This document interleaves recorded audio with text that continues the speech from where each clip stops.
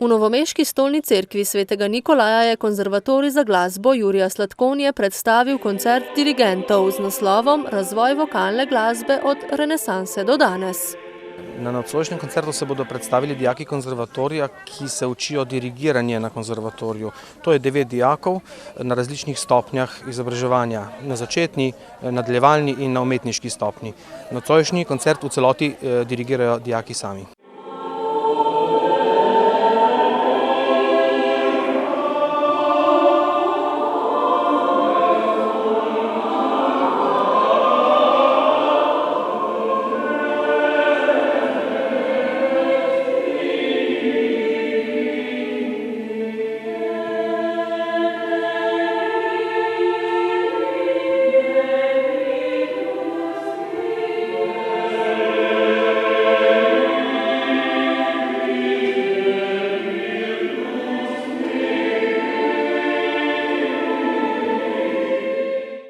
Na koncertu se je sicer predstavilo 9 dijakov konzervatorija in seminaristov.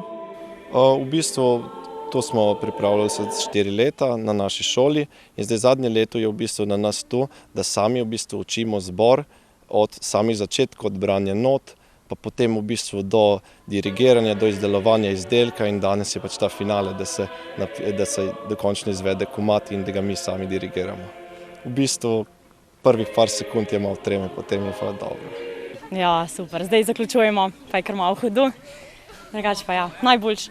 Program sem sestavil tako, da začnemo z najstarejšo vokalno polifonijo v renesansi.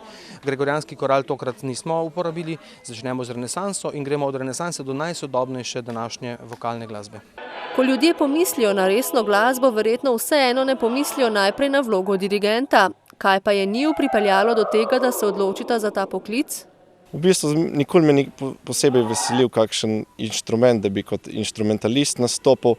Me je pa zanimala glasba kot teoretična smer in kot način, kako izražati svoje razpoloženje. Pa to in kot dirigent lahko to sigurno delaš.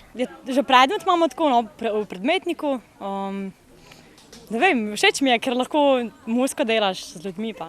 Je pa vloga dirigenta občutno bolj pomembna, kot se tega zaveda velika večina ljudi.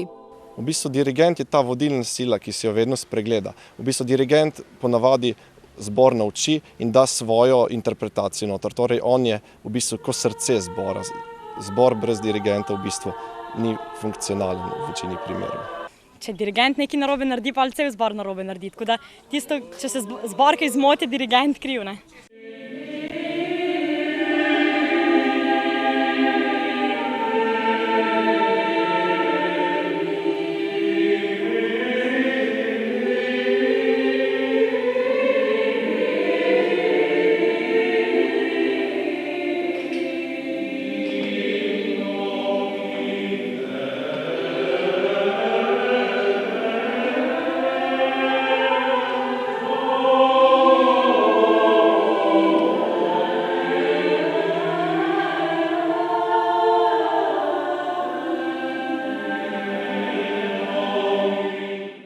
Na konzervatoriju za glasbo Jurija Slatkonje se sicer dijaki izobražujejo v več glasbenih smereh. Kolikšno pa je zanimanje mladih za dirigiranje? To je sicer manjše zanimanje, ampak tukaj tudi ne računamo na veliko slušateljev. Ponavadi je dirigentov manj, pa morajo biti ti bolj kvalitetni, bolj izdelani. In tukaj gre za velik individualni pristop, ogromno se dela z enim človekom, tako da je veliko truda ponavadi vloženega, da dirigent sploh nastane. Dober dirigent pa je vse prej kot samoumevna stvar, ampak mora imeti določene lastnosti. To bi pa lahko govoril 1 uro. Dober dirigent mora predvsem znati vse na pamet.